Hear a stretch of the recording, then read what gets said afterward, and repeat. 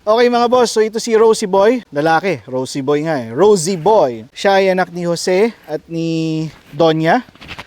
Magti 3 months pa lang. Mas matanda si Paraluman ng roughly kalahating buwan. Nakitaan namin siya ng ball drive kaya bala kong isama rin sa working dog.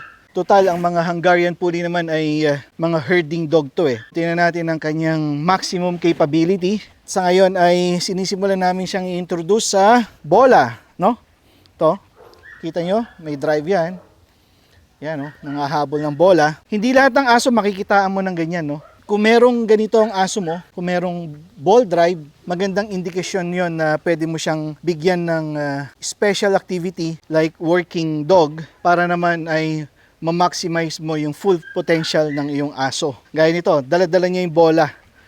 Oh, bibihira yan. Hindi ka makakita ng aso na nagdadala ng bola at baliw sa bola. Kaya ito, isasama natin siya sa working dog series ng Supero. Okay? Rosie!